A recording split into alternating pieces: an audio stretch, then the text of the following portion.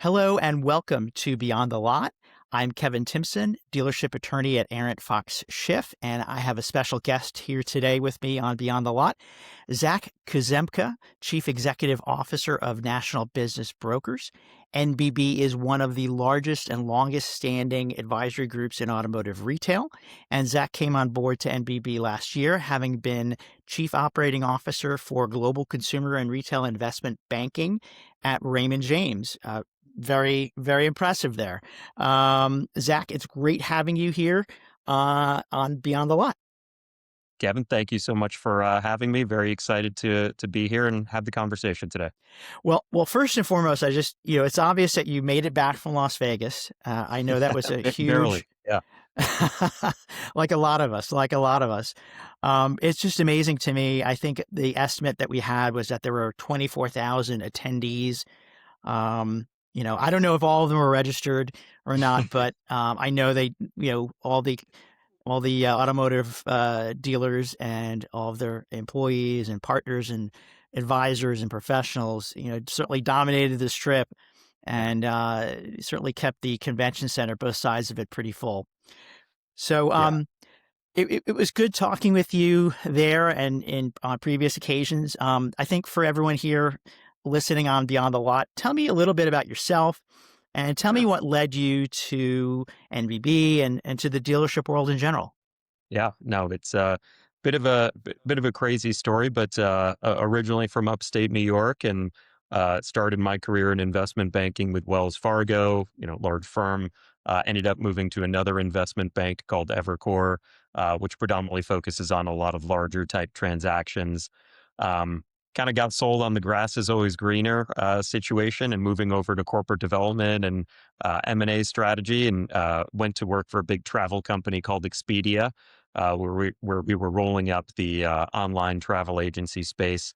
So did some deals there. We ended up doing a big deal called HomeAway, which was an Airbnb competitor, and spent a whole bunch of money for it. And then it kind of became quickly clear that M&A would be less of the priority, and it was more integration and kind of optimizing Expedia as a whole. So once that happened, I ended up going to a small boutique for a period of time that ended up getting acquired by Citizens Financial. But just prior to that happening, actually got a call from a headhunter to join Raymond James, and as you mentioned, that's where I was previously for about the last 7 or 8 years. So my last role there was COO of the global consumer team, so offices across the U.S., also teams in London and Munich. So the year I joined that team, we did an acquisition and grew the team basically from 30 people in the consumer practice.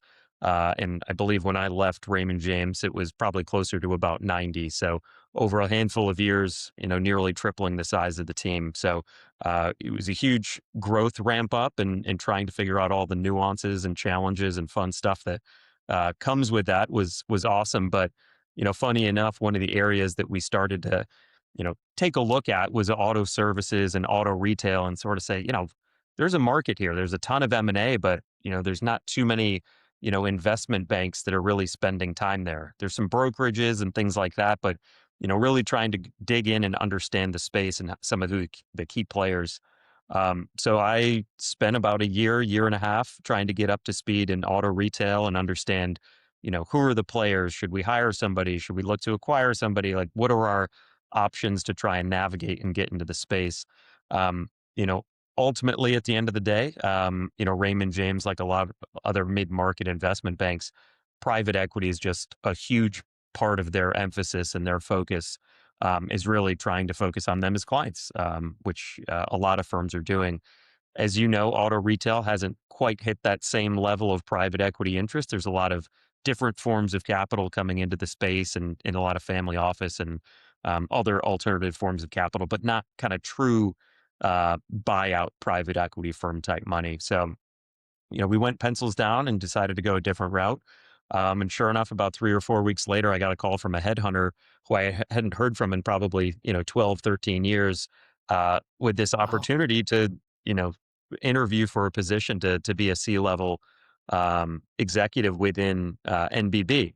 So knew the firm a little bit, but got to know the one of the founding partners, which is Brady Schmidt, um, and a partner that he had recently joined forces with, a guy by the name of Jacob Tilzer, who they separately own a holding company called Accrual Equity Partners, of which NBB is a portfolio company. And just hearing the story, hearing their vision about what they're trying to do, which is effectively, grow NBB, which has historically been just a broker type business in auto retail and one of the leaders in the space, but really grow it up into something special to make it a real, niche focused investment bank boutique. So that's kind of what the task was coming in. So got in the space and kind of got my feet underneath me, and we had tremendous support to grow, and that partnership with Accrual Equity Partners has been fantastic. And we've had a couple big names in the space join us from an advisory board level.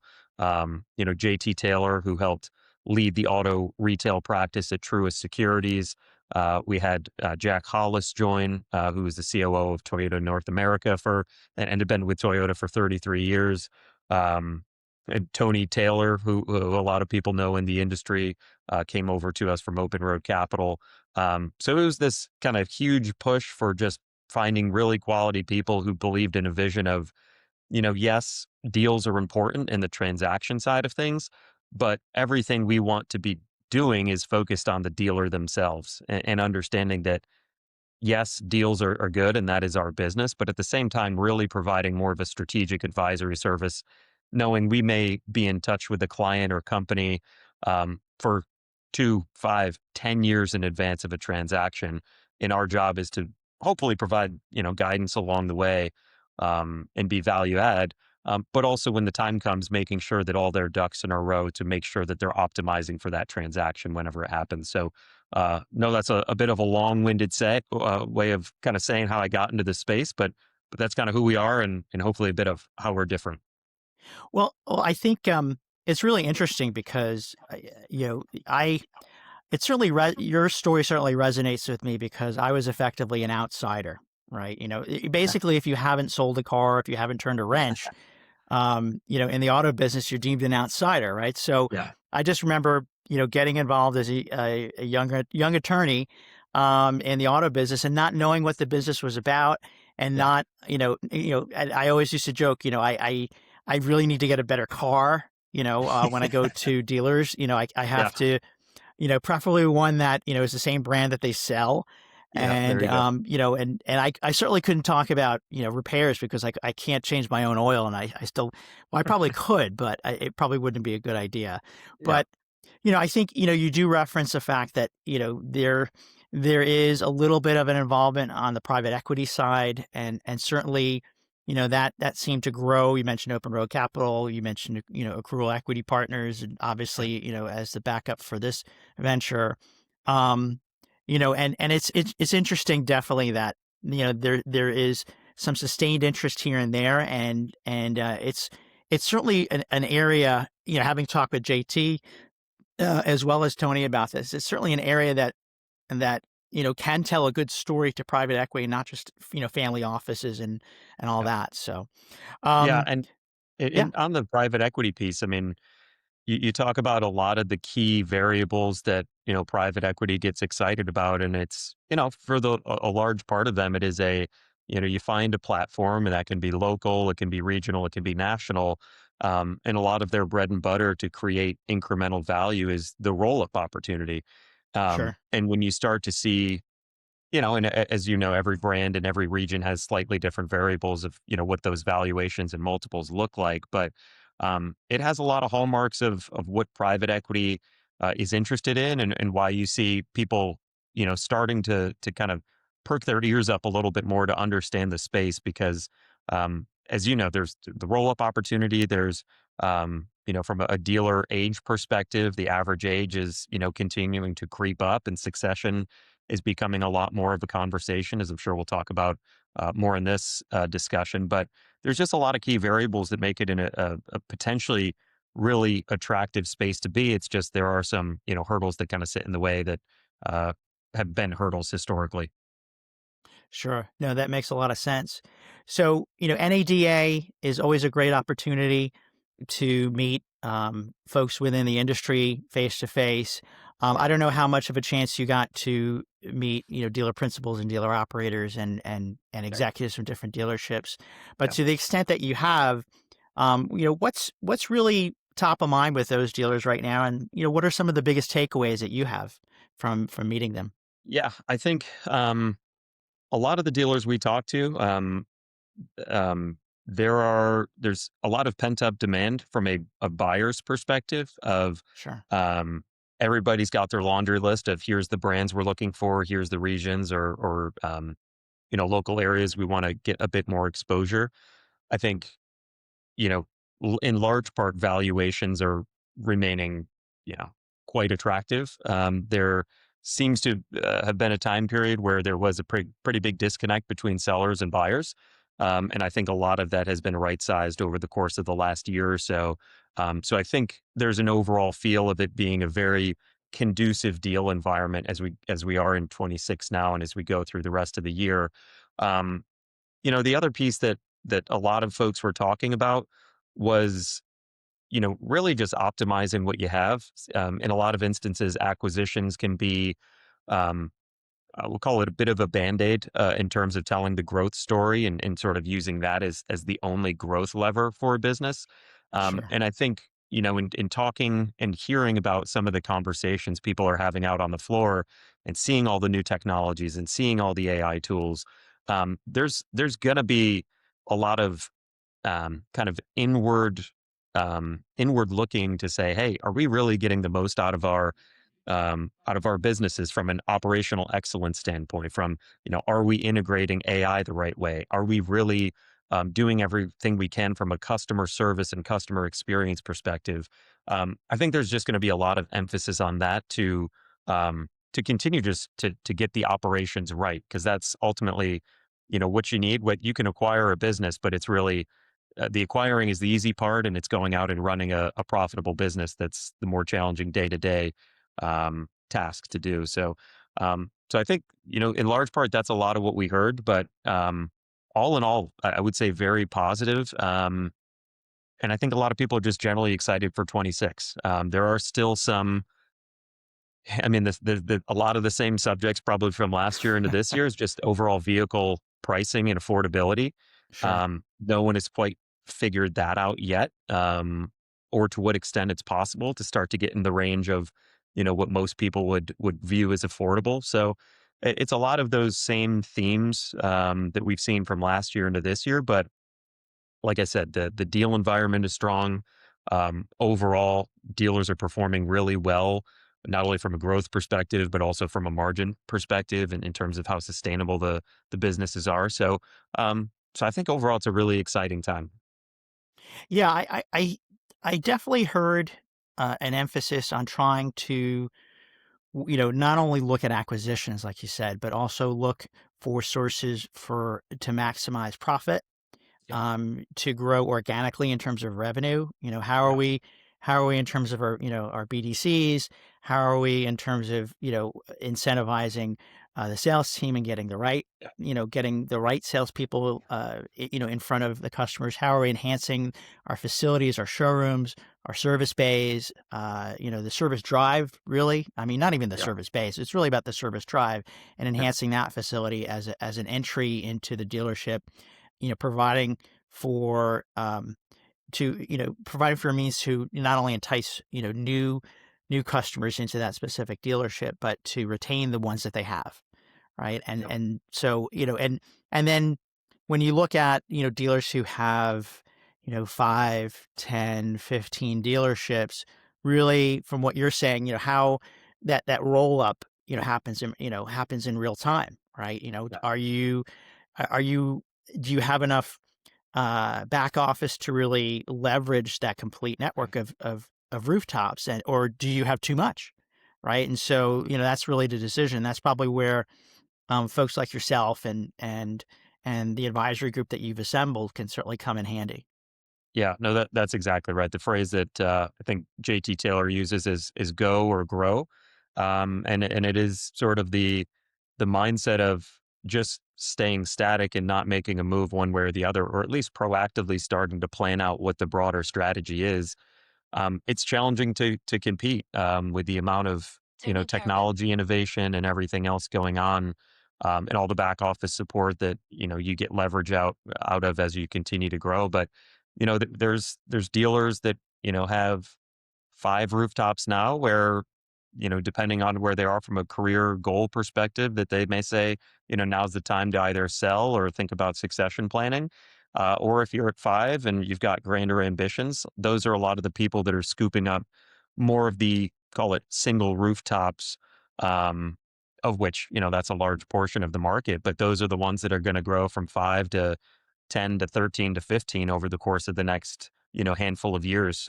So it's really trying to identify what is someone's goals. And for us as an advisory firm is trying to figure out where we can add value in conversations or introductions or anything like that. Makes a lot of sense. Makes a lot of sense. I know going back to your comment in terms of getting a little more traction in having a nice connection between buyers and sellers, right? I mean, I agree with you that there is, it's 2026 definitely is a better environment in terms Yeah. of, meeting buyer and seller expectations, right? Yeah. And certainly, the salad days, I've said this before, the salad days of COVID and making those incredible earnings is no longer here. But it's Yeah. still good, Yeah. right? But I still feel as if, and maybe this is just me, I still feel as if there are more buyers than sellers. Am I wrong on that? Am I missing something? No, I would echo that as well. There's an extremely active active universe of buyers that are looking to grow, and it's not even just the platforms that already have established um, rooftops. It's also a lot of folks that are just trying to go out on their own. So the capital is not necessarily the issue in this market, but there is generally a supply demand imbalance, which for buyers, is sometimes a challenging environment because you're going to have competitive processes where a seller's probably talking to multiple people that are probably all well capitalized, that probably have some sort of angle or relationship. So, from a buyer's perspective, um, it is a little bit more challenging to get creative and figure out how you can structure deals and sometimes be the first person to, I don't want to say overpay, but pay a premium just based on the competitive nature of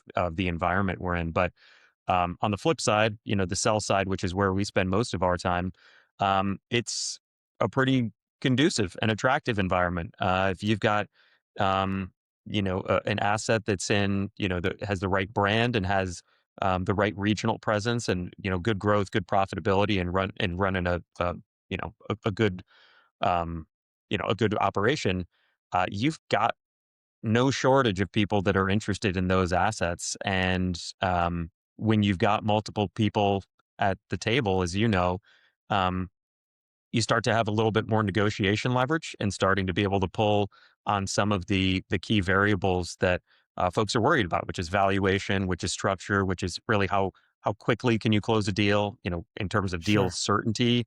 I mean, certainty is a big thing because there's a lot of people that have the capital, but are they able to get through the entire process and get approval on everything they need to get approval for? Those are some of the key things that we're constantly trying to weigh of all those variables and figuring out who the best party is. But like I said earlier, capital is not always the issue. It's more of those other um, nuances that we're trying to weigh. Sure. I think you make a good point when it comes to how approvable you are to the given manufacturer. Are you Yeah. finding challenges within certain manufacturers versus others, or do you feel like the challenges are fairly constant? I would say we found that some are sometimes easier to get along through that process than others. And we'll leave it at that. But we wish everyone would get on board and make the process as quick and easy as possible. But everybody has a different flavor of what they're trying to accomplish and their variation of things. So and that's part of business. But um, OEM friendly um, folks, they just make the deals go a lot easier. And at Sure. the end of the day, everybody wants certainty in these processes. These are extremely important life events that are sometimes creating generational wealth. And as part of the OEMs and really being true partners to their dealers, it's always nice for people in our shoes to be able to get through that process and make sure that we can get a deal across the finish line when we've got a good deal in our back pocket. I mean, that makes sense because, I know for me, when you have a buyer that, like you said, is well capitalized, they agree to the terms, but they may not be a good fit in the minds of the OEMs. It can be very challenging, Yeah, and and there are plenty of those deals that do close, but there are certainly hurdles for that, whether it be exercising of ROFRs or yeah, just delays in the approval process in general. yeah, But like you said, I mean, it really depends upon the specific transaction and who the buyer is, how much how much leverage they have in general within the automotive retail space. yeah, I think from a consolidation standpoint, I mean, what we see is that there are certain limits that even the publics or the large yeah, strategic firms can reach because of the concerns that the OEMs have. yeah. Yep. So Totally agree. in terms of specific brands, are you seeing over the past year or so, are you seeing certain brands, that are coming to where those deals are coming to fruition more often in terms of just being desirable? Yeah. I mean, certainly I know lots of luxury brands are like that. We have the Toyotas and the Hondas. Yeah. On the flip side, there's Stellantis right now, which is having challenges, and Nissan as well. Wasn't sure if you had any comments on any of those. No, I would say it is a little bit of the usual suspects. I mean, if we Mhm. had a nickel for every time someone said Toyota Lexus would be interesting for them, yeah, we could probably stop doing our jobs. But um, it's the usual If you could suspects. find me a major, a Toyota store in a major metro, that's what I'm looking for. You and about 100 Yeah, other dealers. yeah. So there's definitely some continued interest there. BMWs, Mercedes, Honda, and then you Sure. start to get into certain brands like Subaru, which are going to really have a presence in certain areas, of the country, disproportionately high. And at the end of the day, you mentioned Stellantis. There's a couple others that everybody's got a different flavor of what they're looking for, but you can still run, even on some of the brands that may be out of favor, you can Sure. still run pretty strong stores if one, if it's in the right area, and two, if the operations are right. Yeah. But it is running into a little bit of a headwind on some of the brands there. But the other piece that's interesting is, for a lot of the first time buyers and things like that, those are, sometimes the out of favor brands are the way to start to build up, your portfolio, and build into something bigger to, eventually hopefully be in the running for a Toyota or a Lexus or one of the other big brands. So there is still, an active buyer universe, for Sure. those, like I said, what I would consider to be maybe slightly out of favor or out of favor brands. But that's a good opportunity for other people to come in and kind of put their stamp on things. And if it's a good operator, as you know, that's just a huge part of how you can be successful in this business. Um, there is a buyer universe for most assets, which is unique to auto retail, because you have these first time buyers who, in a lot of instances, will have a capital partner, um, and it's just about connecting the dots there, and that's where folks like NBB and us come in and say, try and connect the dots and make some of those transactions happen. Yeah. No, that makes a lot of sense. Um, and as an advisory firm, I'm assuming you come in well before a decision is made to sell the Yeah, business. I mean, I know we were talking about how, the average age of most dealer operators or dealer principals is certainly growing, right? yeah, This is not a new topic. It's not a new subject. yeah, And 5, 10 years ago, we were saying, "Oh, it's going to happen. Everyone's going to retire," and a lot of those people are still here, which is yeah, amazing. Either they don't like golf, or they just they really love what they do, which is great. yeah. Um, but how are you still? Are you seeing more of a push in terms of just trying to name successors? I mean, it's interesting because, like, every year there's a new twist, right? And with GM, effectively they've said, okay, if you're a GM dealer, if you don't have a succession plan now, we're not going to allow you to have one. And so Mhm. effectively you can have a successor, but they're going to have to line up and get approved, Yeah, after you pass in the yeah, same way that a new buyer would be. Right. And yeah, so how have you seen that part of the business go? yeah. No, I agree with everything you said. I think one, I would say, man, golf's a fun sport. So if people want to sell their business and go play golf, we're there and happy to help. But yeah, succession planning is a big piece of it. It's an aging demographic in terms of the dealer body, and um, it's sometimes just a difficult conversation to have where I mean, there's only a few options from a succession planning standpoint of, what do you do? Do you sell the company? Odds are they've been in the company for, 30 plus years. And, it's like a part of the family at this point. And there's a lot of, not only attachment from just this is what I do for work, but just emotional attachment of this is, my entire life, kind of my life's work, which is, you know, which I just love about this business. It's so cool to be able to work with people and just help them through that process. And most of our work is with privately held companies. We do have historically done less work with the public, so every one of these conversations is usually some element of succession planning. And one, do you sell it? Two, do you have family that could potentially be involved and take over the business? And then Sure. there's, as complexities there. If you have a few kids and one wants to be running the business and the others maybe want to do something else, and how are you splitting up the pie in that instance, and starting Sure. to think about those variables. But I think the what you mentioned is exactly right, which is we're talking to businesses 2, 3, 5, sometimes 10 years in advance of potentially selling. And the most important piece that I've found is to always try and be proactive and have a plan, and that result 9 times out of 10, if not more, is going to be better than the reactive, "Uh-oh, something happened," whether it's a medical emergency or, death in the family or things like that. There's just so much amount of work that can be done on a pre-liquidity, um, tax planning basis and trust in a state that Mhm. you really wanna have your ducks in a row, because you never know when something's going to happen. And, the big shame in it all is if something happens and you don't have control of what happens to your business. This is a lot of people's legacy, as I talked about earlier, of, this is the closest thing to them apart from their family. And, you know, do you really want to lose control or not really have a say in what happens to the business should something happen? So there's just a ton of those conversations about proactively putting in place a plan to make sure that you're getting to an outcome that's you would be happy with, from a legacy planning perspective. So that's a lot about what we deal with. But yeah, we wear the therapist hat a lot, or the mediator hat, whichever you want to call it. But it's a big part of what we do, and that's the fun part, is getting to an outcome that everybody gets excited about.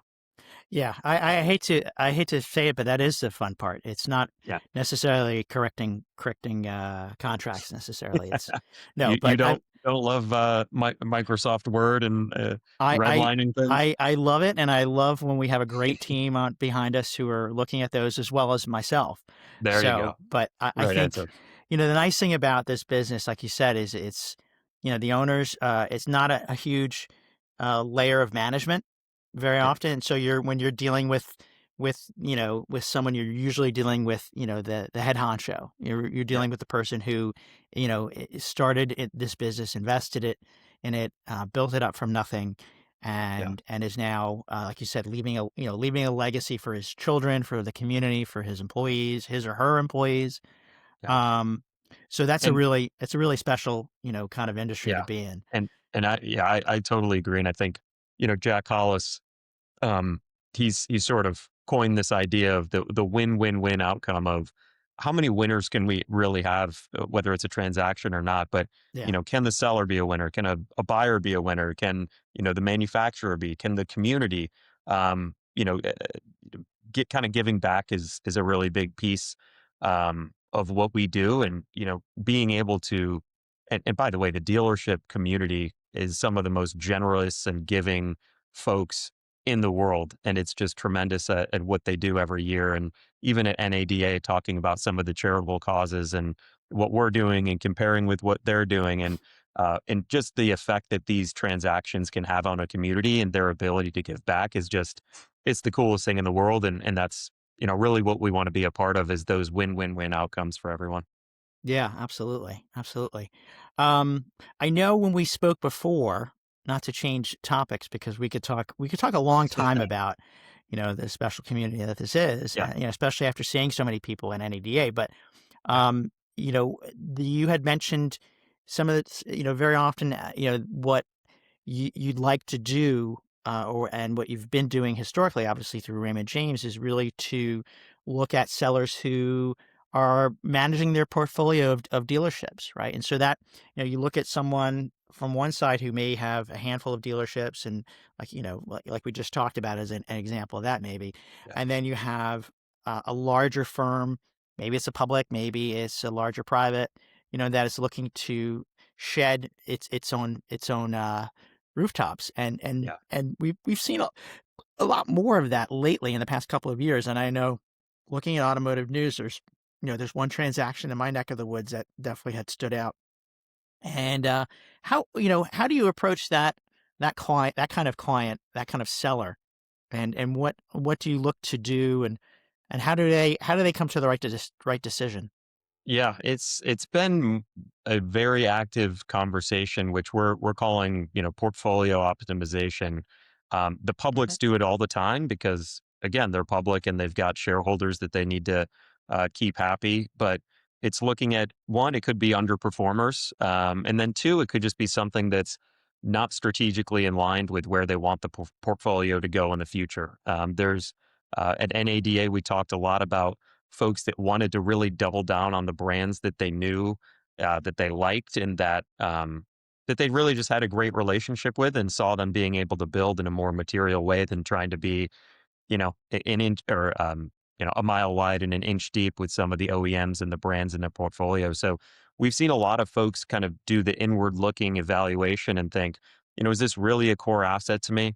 One, if they're losing money, like as I said earlier, there can still be operators that can come in and turn those profitable. But if you're a 30 rooftop group and your time and attention, if 80% of your time is spent on, two or three or four businesses that are losing money, you'd probably have it more fun if you just got rid of them and focused on some of the core assets, and growing those, and finding other healthy businesses maybe in the same manufacturer that could be interesting. So we've seen privates do a little bit more of that more recently. So we did a couple transactions just in December um, that represented that, and I think it's just going to be a continued focus in 26 is um, focusing in on your specialization and the brands you really want to be a part of, and grow with them as partners. So I think it's going to be something we continue to see. Okay, great, great. Well, Zach, it's been a pleasure talking with you. I don't know if there's anything else you want to kind of leave in terms of thoughts for some of the folks who are listening in, and particularly dealers. No, I think just very appreciative of having me on here, Kevin. Very much appreciated. And uh, NADA was a blast. It was great to get to see everybody. And I will tell you, we're excited for a big 26 here. So thank you very much for having me. My pleasure, and I'm looking for a great 2026 as well. And it was great seeing everyone at NADA as well. So, all right, thanks again, Zach. All right. Thanks, Kevin. Take care now.